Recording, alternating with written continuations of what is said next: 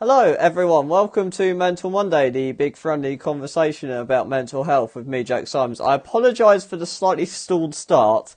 I have a custom server because it doesn't normally stream on YouTube because I use Streamlabs and I can't seem to stream to the scheduled events, so I use a custom server to do that.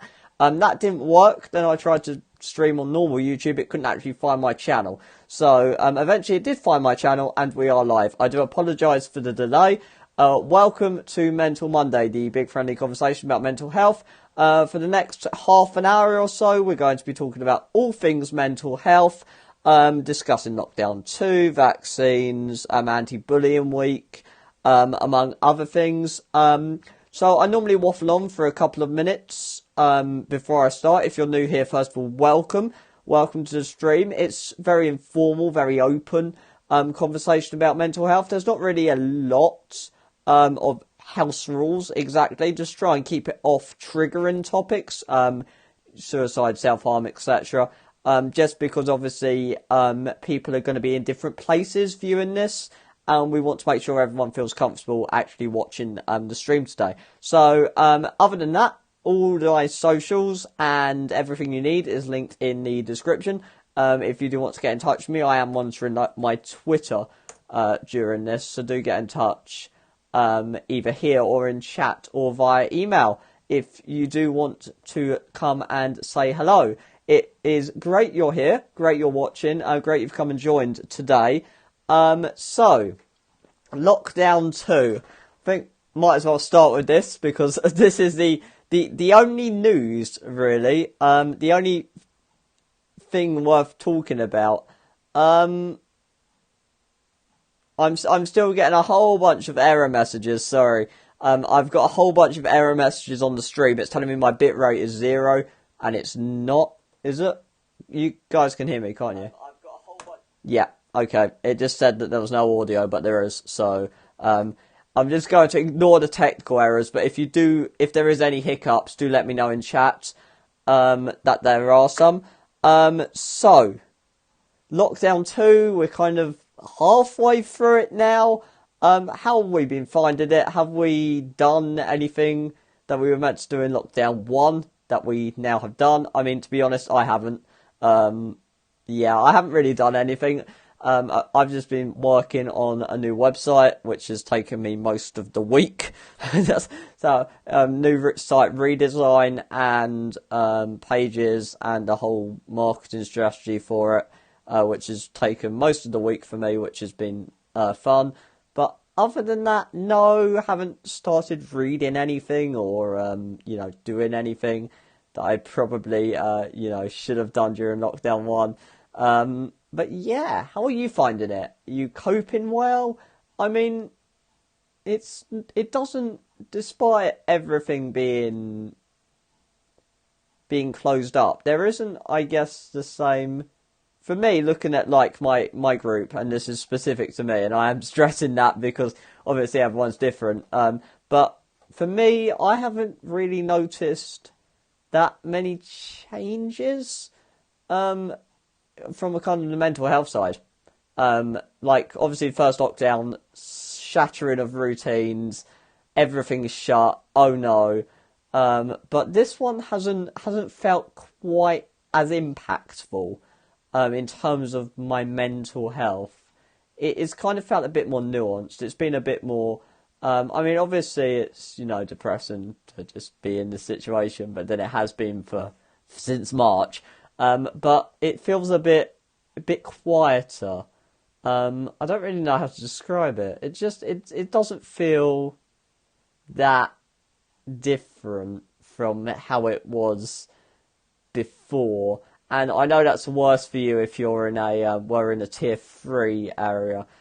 Down here in the southeast, we're actually, we were in tier 2. So we didn't get the kind of local lockdown restrictions until the national one came in. How are you feeling you'll cope the next 2 weeks? I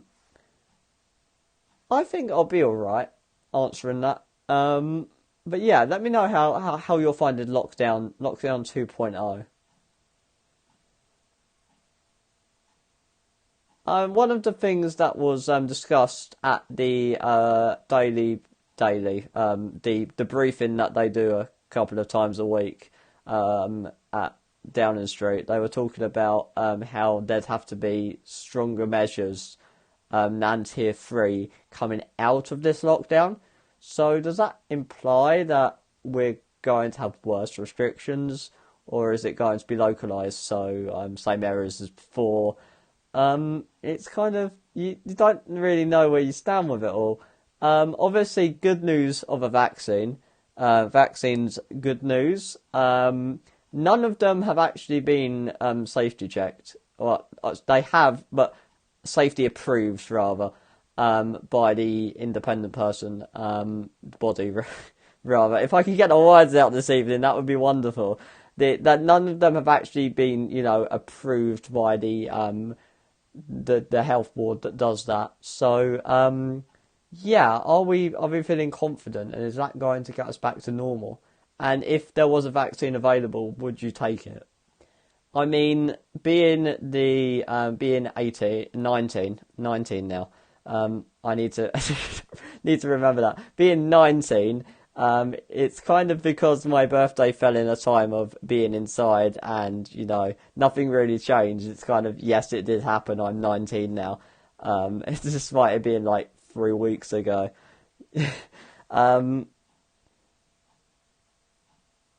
Would you take it? I mean, I'm quite down the pecking order, so I guess I'll get to see how it affects everyone else. I mean, my worry would be the long-term effects, because they haven't had a chance to test them, simply because the timescale's not there. So while they say they've safety checked it, etc., etc., you don't know what's it going to do, 5 years down the line, or as cells renew in the body and that kind of stuff. The long-term effects 5-10 years down the line, you don't know what's going to come out of that. If it, say, affects your children, no one knows, because no one's had it that long to know what's going to happen. So I mean, that's my concern, and I think that's shared quite a lot, that obviously with even the common cold being a coronavirus, and it's very it seems very quick, and obviously everyone's been working on it to make it that fast, but it just seems a bit rushed through, and the kind of the regulatory red tape they're talking about, and how they've removed all this regulation to allow it to be fast tracked. Well, I mean, the regulation's normally there for a reason, so is that something that would have impacted its safety? That would be my concern with it. That if we're just rushing it through, and actually removing some of the red tape and some of the roadblocks to prevent it from coming out faster. Obviously, those were there for a reason. So does that? I don't know, but I mean, I do get to see how everyone else does it first, especially in the older generation, and then it obviously will eventually make its way down to me. I have a very, if you look at kind of statistically, I've got a very low chance of being affected or hospitalised by it, but obviously you still follow the rules, so you don't give it to someone who might be. Wear a mask and that. I thought I'd just add that before because someone on Twitter will make me out to be like an anti-lockdowner, and I'm not. Obviously, follow the rules, because that's the idea. But yeah, hopefully I get to see how everyone else, what it does, and then take it. Another interesting thing that came out was that suicide rates haven't increased. Now, we know they're going up, and suicide rates are going up anyway, but I guess it hasn't increased more. I was looking at that on Twitter, and there was a lot of conflicting kind of stuff, and there was all these scientists, or should I say psychologists, actually working on it, and saying that they haven't increased. But then I was reading that the inquest time had been delayed, so they wouldn't know and they couldn't get a true picture of it. And yeah, there was quite a debate on Twitter about it.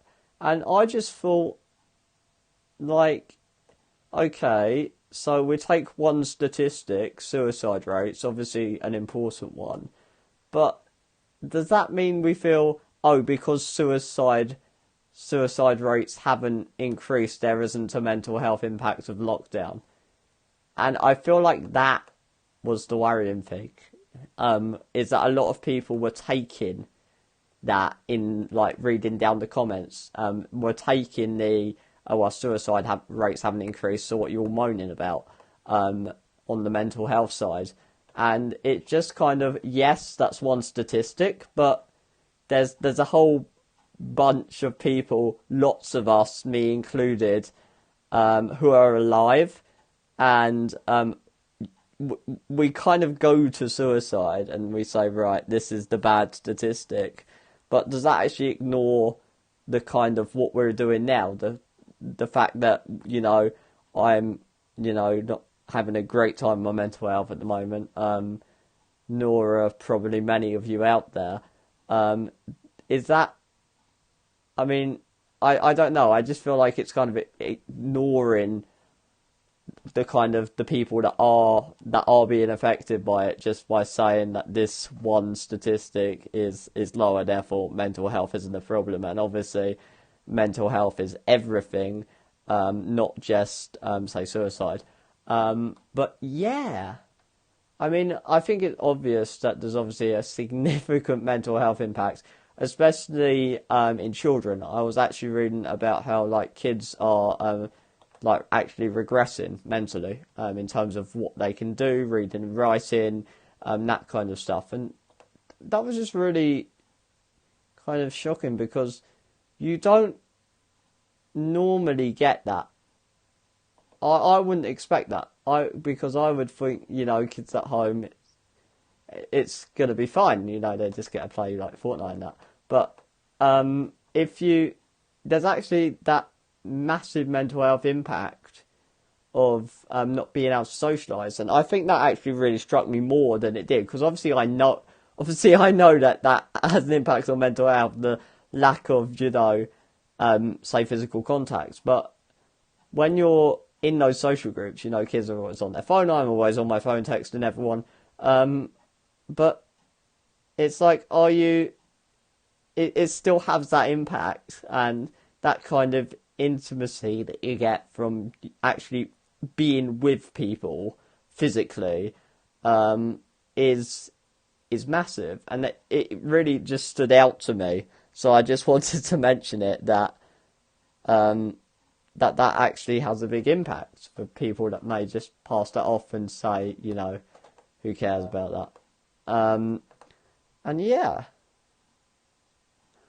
thought I'd just mention those couple of things. That's kind of what I've been finding. I do try and dig out something interesting or something in the news about mental health just to bring up, because we do try and make this, because it's obviously live and every other week, we do try and make it kind of as relevant as possible. But yeah, this week is Anti-Bullying Week, so I'll move on to that now, unless you guys want to say anything on the previous points, but do let me know in the chat. Do come say hello. We're kind of about halfway through-ish now, although we normally stop when the conversation runs out. We don't force it to kind of run on the full half an hour. But yeah, if you do want to say anything, do come say hello. Do let me know. It'd be great to hear from you. As I say, I am on my Twitter right now. If you want to send a DM, all linked in the description below, do come and say hello. So, Anti-Bullying Week then. I guess a big topic, especially because obviously bullying has a huge impact on my mental health, as it has done, I presume, many others. A lot of, obviously, heartwarming stories, as there always is around this time, of people sharing their own experiences. I don't normally do that, but like share that kind of experience. But yeah, I was bullied since year 3. kind of, it got better in secondary school. I went to a grammar school, so it did get somewhat better, although it was still there. And yeah, it's kind of carried me through till I left school, really. I left at the end of year 12, because I decided to take 4 A levels, which, despite me being, I guess, decent at, I just had to. My mental health was struggling, and it wasn't something I wanted to do. It was just kind of, oh well, you got the GCSEs, so you might as well kind of decision. It wasn't like, I want to do this decision. So I actually thought, right, you're nearly 18, make an adult decision and drop out, as is the how it's lovingly referred to. So I dropped out of school, and then I got a job, which then I lost in August, and I started my own business in September. So yeah, that's kind of a quick tour. I mean, now, I don't get bullied. I mean, Twitter doesn't count. I mean, I want to say, yes, it happens on Twitter, but then people on Twitter, and you'll find this if you are in the mental health community, and you are kind of tweeting out actively. So you don't just browse Twitter, you actively have, maybe not necessarily a following, but you're outspoken on there. You do find that you always get people that moan at you, because Twitter always attracts the opposite side in larger numbers than people on your side. That's just how it works, because it's easier for people to complain and have a moan than express their support on Twitter. That's what I've found anyway. So either you send out tweets and they get no likes, no engagement, or they get a few. But if you send out something a little controversial, everyone has a moan, because that's what Twitter is. It's built for that kind of that confrontation. It thrives on that. That's the nature of the platform, and that can be quite, I guess, intimidating for some people. It's kind of prevented me. I haven't tweeted about mental health for a while, mainly because I'm working on a few other accounts on Twitter, not my main one. But it kind of does prevent me from tweeting more on the political side, which I try and now stay well away from, because it's really not my place to get involved when I've got so much other stuff to do. But I do try and keep up on there. But yeah, so that's kind of my experience. I mean, I don't go too much into it. I mean, it wasn't really physical, it was more emotional, just name calling and that kind of stuff. So obviously there's a lot of people that, get punched in the playground and that kind of stuff. That's obviously had it a lot worse. So I try not to undermine the message. But obviously it can be dealt with, bullying. Yeah, it never really was for me. But they say it can be dealt with. It just depends who's dealing with it. I mean, if you've got like a crap school, then they don't deal with it. But then, like, the difference between primary and secondary in terms of how they dealt with it was amazing. Because my previous school was quite bad at it, but then my secondary school was actually much better. But it was a bit awkward, really, because then you kind of get into this where people say reaching out doesn't really fix the problem, and then everyone tells you to reach out, but then you reach out and it doesn't get solved, and then it just kind of, what's the point of reaching out? And then you kind of get stuck. And I guess that's what bullying does to you. It kind of puts you in a state where you got nowhere to go, and I think that's the hardest thing I felt anyway, especially around year 4 to year 6. It was definitely quite difficult. But yeah, that's just my experience. I don't try and dwell on it too much. If you've got something similar you'd like to share, do let me know. You can let me know privately. I just like to hear from it. I like to hear other experiences on this. Yeah. I should probably mention another resource I found was on the National Autistic Society website, which is a wonderful resource on what lockdown means, how it affects you, what you can and can't do, and in all the kind of chaos that's out there, I found it actually really clear. So, I mean, if you're watching this and you're autistic and you've got no idea what's going on or what's going to happen, I think it's definitely one to check out at the end of this lockdown. So when we come on to December 2nd and we go into a whole new system and then it all gets confusing in different parts of the country, have to do different things all over again. And then we all don't know where we stand. Definitely, if you need to if you can't keep up with everything, it's definitely recommended. That's on National Autistic Society. Let me just actually open that. That's autism.org.uk, but I'm going to try and link the actual page in the chat if I can find it. Donate, volunteer. I can't actually find it. Sending me a survey for people in Wales.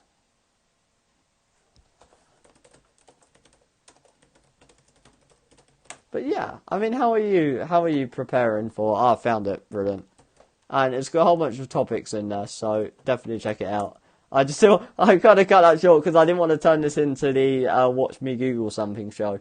But there we are. It's in the chat now. If you do want to, it's pinned for you. So, yeah, do check that out if that is something that is relevant to you. And right, I know we kind of started late, but I feel like I've said everything, and there's not much engagement in chat today, so I presume I'm either too late for you and your dinner's getting cold, or there are other things to watch or do. I'm a celebrity tonight. Really loved the first episode. A lot of fear. I mean, it's kind of funny. Despite it's not for them, but it is for us, and they choose to go on it so we can laugh at them. But yeah, Jordan being sick on top of the cliff, that was quite funny. Listening to Radio 1 this morning when I was doing some work, and they did not let him live that down. That's the first thing on 7 o'clock. They just play the clip of it straight away. And that's the first thing, and just all day just having a laugh at it. So yeah.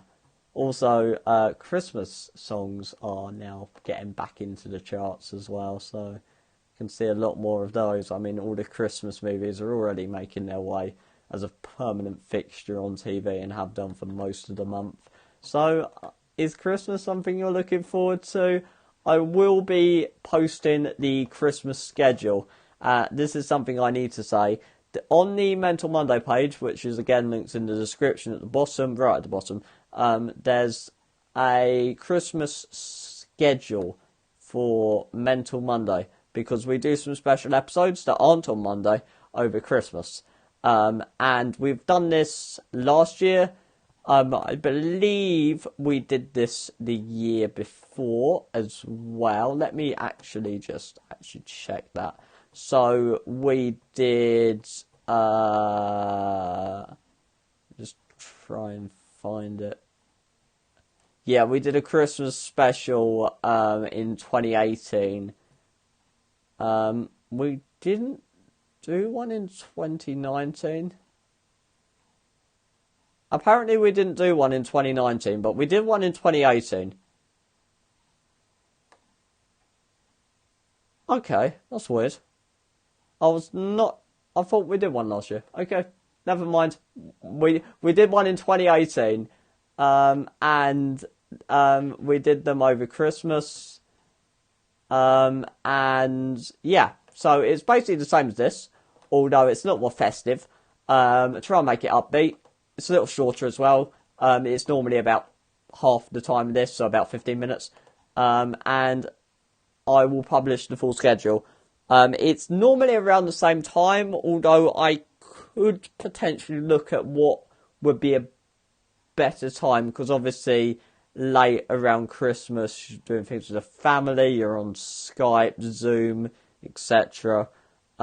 So definitely we'll have a look at the schedule, see what I can do, but it probably will be at the same time, because this seems to be a good time for me, and it's kind of a regular fixture in the chat now. So yeah, I'll get that schedule up. I will let you know in 2 weeks' time, which is on the 30th, yeah, 30th, when I will be, I'll share that with you. In the meantime, I think that is the end of this episode.